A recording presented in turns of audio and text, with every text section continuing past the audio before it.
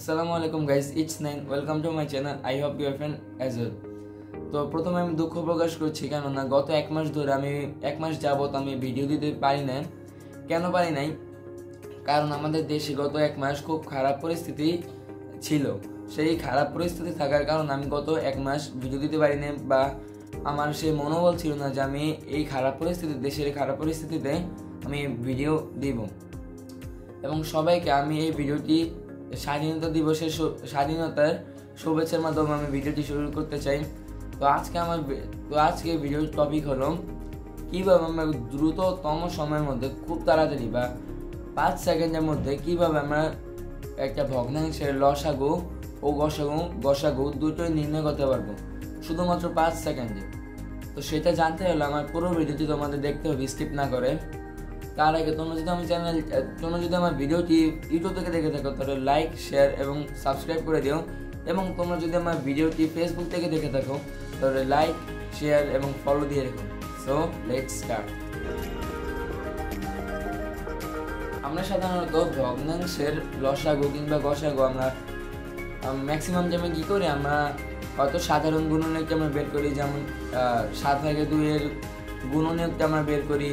তারপরে যদি আমরা গসাগু করি তাহলে আমরা গুণনীয়কটা বের করি, আর যদি লসাগু করি তাহলে আমরা গুণিতকটা বের করি। এভাবে বের করে দুটো ভগ্নাংশ যদি থাকে বা 3টে থাকে তাহলে 2টো বা 3টের লসাগু কিংবা গসাগুর গুণনীয়ক বা গুণিতক আমরা বের করে তারপর আমরা সাধারণ গুণিতক বা সাধারণ গুণনীয়ক বের করে ওখান থেকে আমরা লসাগু বা গসাগু নির্ণয় করি। যদিও এটাই স্ট্যান্ডার্ড নিয়ম, তবু এটা খুবই সমস্যাপেক্ষ, তাই আমরা অনেক মানুষ এটা করি না। এটা ছাড়াও আছে সমহর নিয়ম। যদিও যারা এই নিয়মটা প্রথম স্ট্যান্ডার্ড নিয়মটা আমরা করতে চাই না, তারা কিন্তু আমরা সমহর নিয়মটাতে করে থাকি যাতে করে আমার সময় বাঁচে।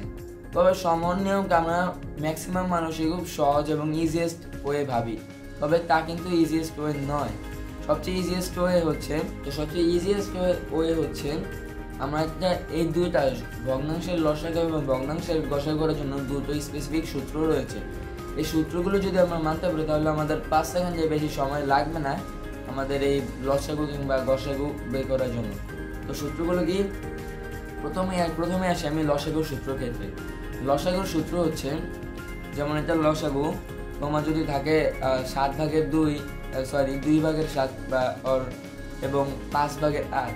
তো প্রথমে আমরা কি করতে পারি? লসাগুর ক্ষেত্রে ভগ্নাংশ দুটির লবকে আমরা লবের লসাগু আমরা প্রথমে করব, তারপর লবের লসাগু বের হয়ে গেলে আমরা হরের গসাগু করব। তো সূত্রটা কি? লসাগু সমান সমান লবের লসাগু বাই হরের গসাগু, এটি হচ্ছে সূত্র। এই সূত্রের মাধ্যমে আমরা 5 সেকেন্ডের মাধ্যমে আমরা লসাগু বের করতে পারবো। তেমনিভাবে গসাগুর সূত্র হচ্ছে গসাগু সমান সমান লবের গসাগু বাই হরের লসাগু।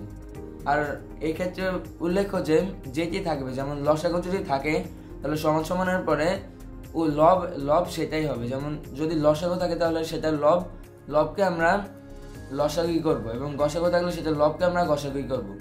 আর নিচে যেটা থাকবে সেটাকে আমরা বিপরীতটা করব।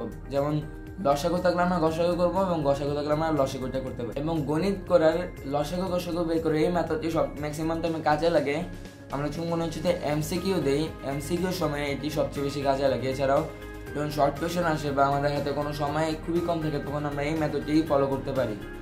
So guys, thanks to all, bye bye, and Allah.